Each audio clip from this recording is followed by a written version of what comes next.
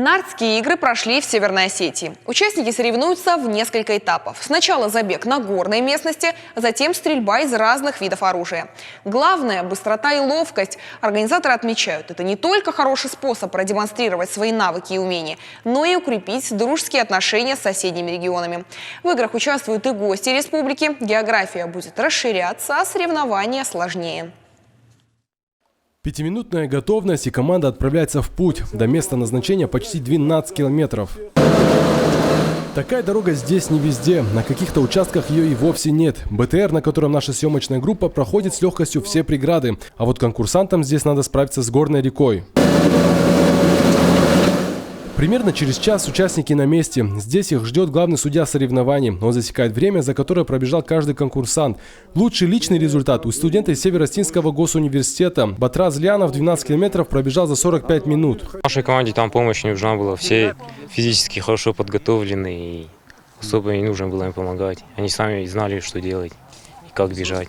Согу вперед!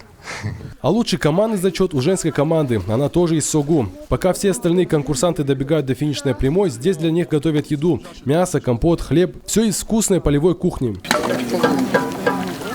Пока еда готовится, участникам остается пройти еще один этап – стрельба. Конкурсанты должны показать свои навыки владения 3 видами оружия.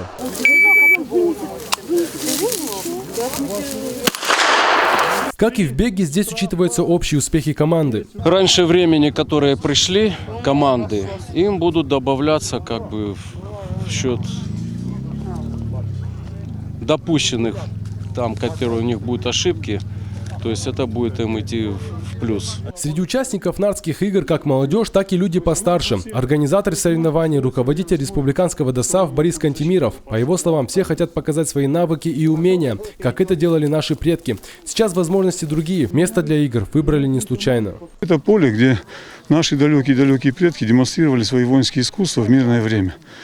Сейчас воинские искусства поменялись. Мы не бросаем здесь камни, копья, потому что мы движемся со временем. И вот сегодня мы будем здесь культивировать те современные направления воинских искусств, которые есть. Такие соревнования, отмечает Борис Кантемиров, укрепляют и отношения с другими регионами. В играх уже участвуют гости из Ставрополя, а на следующие соревнования желающих еще больше. Уже со многих регионов России нам звонят и спрашивают, что нужно для этого.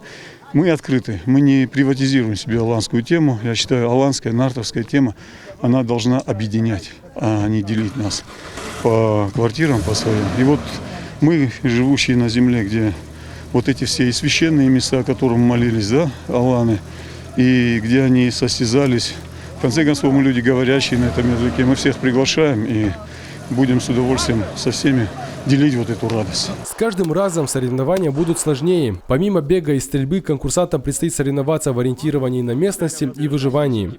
Хетекплиев, Алан Суанов, Новости Осетии.